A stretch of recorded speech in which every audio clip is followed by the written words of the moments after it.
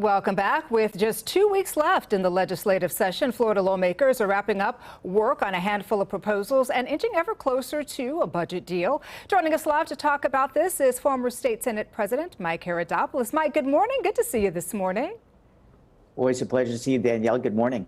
All right, let's go ahead and start with the budget, shall we? Where do negotiations stand right now, Mike? Great point. The legislative session will end a week from Friday, so they're getting near the deadline. They met over the weekend to work out the budget deal, which will be approximately $96 billion, which is an increase over last year. But the good news is there'll be no new taxes to pay for that new budget. And of course, with all that money raining down from Washington, D.C., one of the big challenges they actually face is how will they spend that $10 billion in additional dollars that came down from Washington, D.C.? You know, there is a bill that a lot of people are talking about, Mike, and it's one that would change the state's auto insurance laws by getting rid of Florida's no-fault insurance provision. Where does this bill stand, and what could this mean for drivers? And have you heard reaction from just everyday people about this particular bill?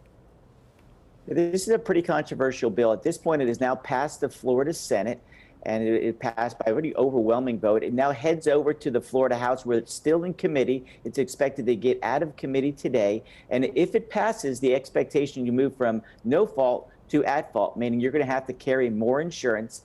And the persons against this bill are afraid that it could cause a rise and increase in rates, of course. And that could also mean, of course, an increase in the number of uninsured motors because the prices might go up. It's a controversial measure. A lot of people say it happened in Colorado like this, moving from no fault to at fault, and insurance rates went up. So there's a lot of concern out there. I think there's a little bit more work to do in this, but we'll have to see. That will literally be one of the last bills handled probably next week.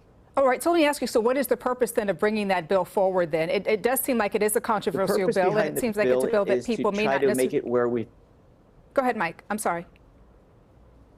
And so the reason why it would cost more is because the coverage is higher. Ah, okay. I was asking, what is the point then of bringing it forward then if you have people who are, it's a controversial bill, number one, and you also have people who are like, they don't necessarily like it as far as the average person in the state of Florida? Yeah, I think a lot of people are concerned about it. I think this is why it might not make it across the finish line, because they're just not sure. I mean, the good news right now is the rates are actually down. And so why change something that isn't broken? So there is a lot of concerns about this, Danielle. Absolutely. Mike, we always appreciate you. Thank you for joining us, not once but twice on this Monday morning. Always great to see you, Danielle. Have a great week. You do the same. Amy. Well, check this out. Strong winds ripping off parts of a church roof.